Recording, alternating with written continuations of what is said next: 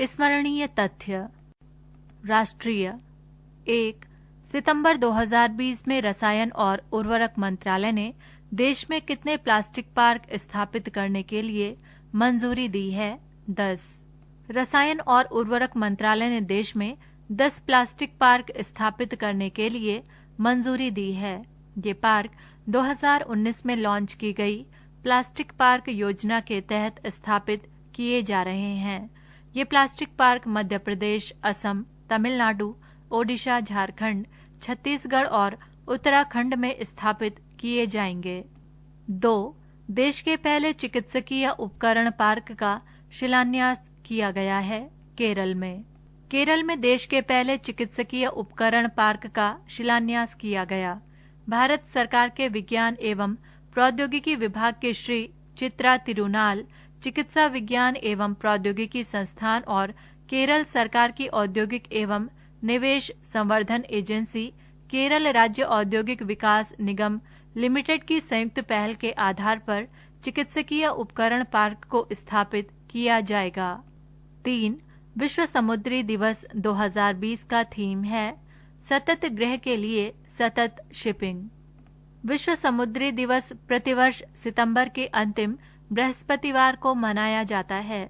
विश्व समुद्री दिवस वर्ष 1958 में अंतर्राष्ट्रीय समुद्री संगठन सम्मेलन के अनुकूलन की तिथि चिन्हित करता है।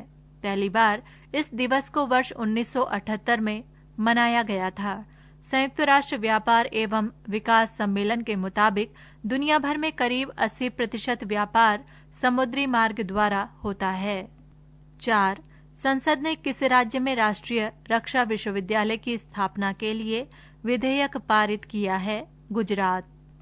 संसद ने गुजरात में राष्ट्रीय रक्षा विश्वविद्यालय की स्थापना के लिए विधेयक पारित किया है।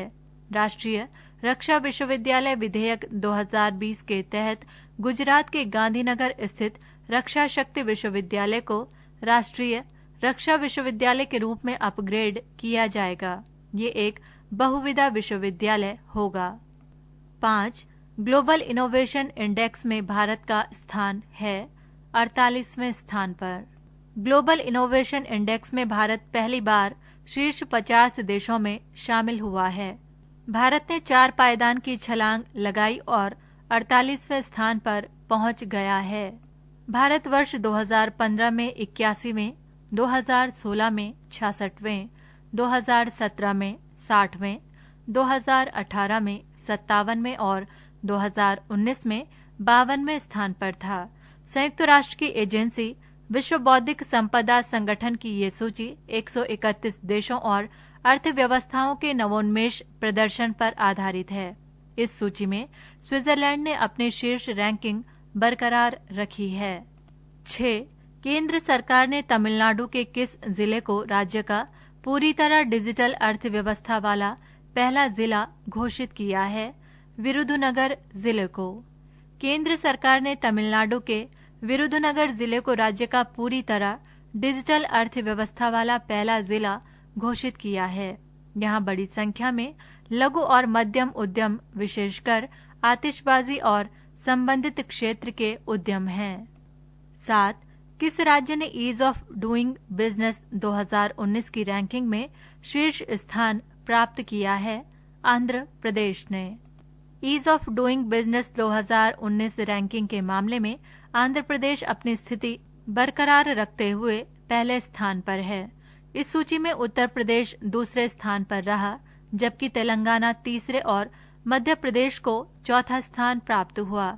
इस सूची में झारखंड को 5वां, छत्तीसगढ़ को 6वां, हिमाचल प्रदेश को 7वां, राजस्थान को 8वां, पश्चिम बंगाल को 9वां और गुजरात को 10वां स्थान प्राप्त हुआ। 8 आदित्य पुरी, जिन्हें यूरोमनी अवार्ड्स ऑफ एक्सीलेंस द्वारा लाइफ टाइम अचीवमेंट अवार्ड 2020 से सम्मानित किया गया है, किस बैंक के प्रबंध निदेशक हैं? HDFC बैंक के। यूरोमनी अवार्ड्स फॉर एक्सीलेंस पुरस्कार सर्वश्रेष्ठ बैंकों और बैंकरों को प्रदान किया जाता है। इसकी शुरुआत वर्ष 1992 में की गई थी और जो वैश्विक बैंकिंग उद्योग में शुरू किया गया अपनी तरह का पहला पुरस्कार था। 9 किस पहली महिला पायलट को राफेल लड़ाकू विमान उड़ाने के लिए चुना गया है? शिवांगी सिंह। शिवांगी सिंह को राफेल विमान के स्क्वाड्रन की पहली महिला पायलट बनने का गौरव हासिल हुआ है। 10. टाइम पत्रिका ने 100 सबसे प्रभावशाली लोगों की सूची में किस भारतीय अभिनेता को शामिल किया है? आयुष्मान खुराना। टाइम पत्रिका ने अपनी 100 सबसे प्रभावशाली लोगों की लिस्ट रिलीज की है। इसमें भारत के 5 बड़े नाम शामिल किए गए हैं। इस सूची में प्रधानमंत्री नरेंद्र मोदी, गूगल के सीईओ सुंदर पिचाई, अभिनेता आयुष्मान खुराना, HIV पर शोध करने वाले रविंदर गुप्ताल और शाहीन बाग धरने में शामिल बिल्किस भी शामिल हैं। 11. आर्थिक स्वतंत्रता सूचकांक में भारत का स्थान है 105वां। कनाडा की एक संस्था द्वारा प्रकाशित की जाने वाली वार्षिक तुलनात्मक report global economic freedom index वैश्विक आर्थिक स्वतंत्रता सूचकांक 2020 में भारत 26 स्थान नीचे खिसककर 105वें स्थान पर आ गया। पिछले वर्ष देश 79वें स्थान पर था। 12. फिच रेटिंग्स ने चालू वित्त वर्ष 2020-21 में भारतीय अर्थव्यवस्था में कितने प्रतिशत की भारी गिरावट का अनुमान लगाया है? 10.5%। फिच रेटिंग्स ने चालू वित्त वर्ष 2020-21 में भारतीय अर्थव्यवस्था में 10.5% की भारी गिरावट का अनुमान लगाया है। चालू वित्त वर्ष की पहली तिमाही अर्थात अप्रैल से जून में भारत के सकल घरेलू उत्पाद में 23.9% की गिरावट आई है। पृष्ठ संख्या 60। अंतर्राष्ट्रीय। 1. दुनिया की सबसे ऊंची पर्वत माउंट एवरेस्ट के शिखर पर ऑक्सीजन सिलेंडर के बिना 10 बार चढ़ने वाले नेपाल के किस प्रसिद्ध पर्वतारोही का हाल ही में निधन हो गया? अंगरीता शेरपा। माउंट एवरेस्ट पर ऑक्सीजन सिलेंडर के बिना 10 बार चढ़ने वाले नेपाल के प्रसिद्ध पर्वतारोही अंगरीता शेरपा का निधन हो गया। वे 72 साल के थे। उन्हें स्नो लेपर्ड अर्थात हिम तेंदुआ के नाम से जाना जाता था। उन्होंने 1983 से 1996 के बीच 10 बार ऑक्सीजन सिलेंडर के बिना माउंट एवरेस्ट को फतह किया था। इस दिग्गज पर्वतारोही को प्रतिष्ठित गिनीज वर्ल्ड रिकॉर्ड प्रमाण पत्र से सम्मानित किया गया था। 2. सितंबर 2020 में भारत और किस देश के बीच एक प्रत्यक्ष कार्गो फेरी सेवा की शुरुआत की गई है? मालदीव। भारत और मालदीव के बीच एक प्रत्यक्ष कार्गो फेरी सेवा की शुरुआत की गई है। इस कार्गो फेरी सेवा की घोषणा प्रधानमंत्री नरेंद्र मोदी द्वारा जून 2019 में मालदीव की यात्रा के दौरान की गई थी। कार्गो सेवा 1 माह में 2 बार संचालित की जाएगी और इसका संचालन भारतीय नौवहन निगम द्वारा किया जाएगा। गौरतलब है कि भारत वर्तमान में मालदीव का चौथा सबसे बड़ा व्यापार भागीदार है। 3. विश्व गैंडा दिवस मनाया जाता है 22 सितंबर को। विश्व गैंडा दिवस प्रतिवर्ष 22 सितंबर को मनाया जाता है। इसका उद्देश्य जंगली जीवों की इस प्रजाति के संरक्षण और इसके प्रवास के महत्व को उल्लेखित करना है। भारत ने एक सींग वाले गैंडों के संरक्षण के लिए पिछले वर्ष राष्ट्रीय संरक्षण रणनीति की शुरुआत की थी। इस प्रजाति के संरक्षण के लिए ये अपनी तरह का पहला प्रयास है। 4. सितंबर 2020 में राष्ट्रीय हिस्पैनिक विरासत माह की शुरुआत हुई अमेरिका में। राष्ट्रीय हिस्पैनिक विरासत माह कार्यक्रम प्रत्येक वर्ष 15 सितंबर से 15 अक्टूबर तक संयुक्त राज्य अमेरिका में मनाया जाता है। संयुक्त राज्य अमेरिका के राष्ट्रीय हिस्पैनिक विरासत माह में उन अमेरिकी नागरिकों के इतिहास, संस्कृति एवं योगदान का सम्मान किया जाता है जिनके पूर्वज स्पेन, मैक्सिको, कैरेबियन और मध्य एवं दक्षिण अमेरिका से आए थे। इस कार्यक्रम की शुरुआत वर्ष 1968 में अमेरिकी राष्ट्रपति लिंडन जॉनसन द्वारा हिस्पैनिक विरासत सप्ताह के रूप में की गई थी। 5. हाल ही में किस देश में कोरोना के बढ़ते संक्रमण के कारण दूसरी बार देशव्यापी लॉकडाउन लगाया गया है? इजराइल में। इजराइल में कोरोना के बढ़ते संक्रमण के कारण दूसरी बार देशव्यापी लॉकडाउन लगाया गया है।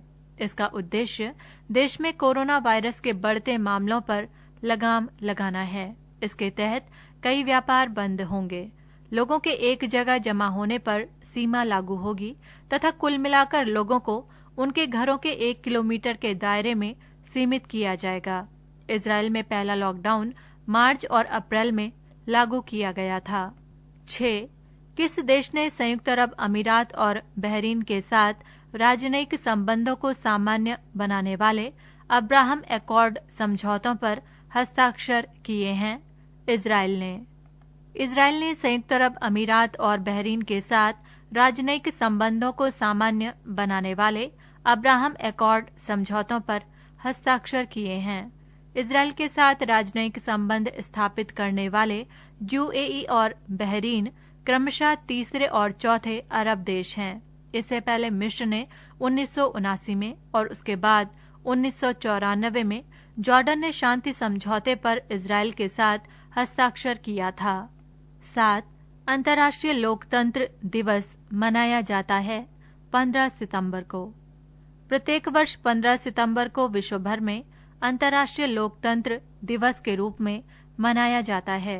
ये दिवस वर्ष 2007 में संयुक्त राष्ट्र महासभा द्वारा पारित एक प्रस्ताव के माध्यम से विभिन्न देशों की सरकारों को अपने देश में लोकतंत्र को मजबूत और समेकित करने के लिए प्रोत्साहित करने हेतु स्थापित किया गया था। इसके पश्चात वर्ष 2008 में पहली बार अंतर्राष्ट्रीय लोकतंत्र दिवस मनाया गया था। 8. हाल ही में चीन ने पीत सागर में तैनात पोत से एक रॉकेट के जरिए कितने सैटेलाइट लॉन्च किए हैं? 9. चीन ने पीत सागर में तैनात पोत से एक रॉकेट के जरिए 9 सैटेलाइट लॉन्च किए। इन सभी सैटेलाइट को सफलतापूर्वक धरती की कक्षा में स्थापित कर दिया गया है। धरती की निगरानी करने वाले इन सैटेलाइट को 545 किलोमीटर की ऊंचाई पर स्थापित किया गया है। चांगुआंग सैटेलाइट टेक्नोलॉजी की ओर से विकसित किए गए इन सैटेलाइट के जरिए कृषि, वन, भूमि संसाधन और पर्यावरण संरक्षण जैसे क्षेत्रों में उपयोगकर्ताओं को रिमोट सेंसिंग सेवा मुहैया कराई जाएगी। 9. विश्व ओजोन दिवस मनाया जाता है 16 सितंबर को। पहली बार विश्व ओजोन दिवस वर्ष 1995 में मनाया गया था। ये दिवस जनता के बारे में पर्यावरण के महत्व तथा इसे सुरक्षित रखने के महत्वपूर्ण साधनों के बारे में शिक्षित करता है। 10. यूएस ओपन 2020 के फाइनल मुकाबले में बेलारूस की टेनिस खिलाड़ी विक्टोरिया अजारेंका को हराकर अपना तीसरा ग्रैंड स्लैम जीता। नाओमी ओसाका ने 22 वर्षीय नाओमी ओसाका इस ऐतिहासिक जीत के साथ विश्व रैंकिंग में तीसरे नंबर पर पहुंच गई हैं। नाओमी ओसाका पहली एशियाई खिलाड़ी, पुरुष अथवा महिला बन गई हैं जिन्होंने 3 ग्रैंड स्लैम अपने नाम किए हैं। 11. किस टेनिस खिलाड़ी ने यूएस ओपन 2020 जीतकर अपना पहला ग्रैंड स्लैम खिताब जीता है? Dominic Thiem. ऑस्ट्रिया के डोमिनिक थीम ने अलेक्जेंडर ज़्वेरेव को हराकर यूएस ओपन मेंस सिंगल्स का खिताब जीत लिया। ये उनका पहला ग्रैंड स्लैम खिताब है। 12. ऑनलाइन शतरंज ओलंपियाड 2020 में विजेता घोषित किया गया है भारत एवं रूस को। भारत को ऑनलाइन शतरंज ओलंपियाड के फाइनल मुकाबले में रूस के साथ संयुक्त विजेता घोषित किया गया। भारत ने पहली बार इस ओलंपियाड में स्वर्ण पदक जीता है, जबकि रूस ने इसे 24 बार, 18 बार सोवियत संघ ने जीता है। अंतर्राष्ट्रीय शतरंज महासंघ ने कोरोना महामारी को देखते हुए पहली बार ऑनलाइन चेस ओलंपियाड करवाया था। पृष्ठ संख्या 61। पृष्ठ संख्या 61 व 62 पर विज्ञापन है। पृष्ठ संख्या 63।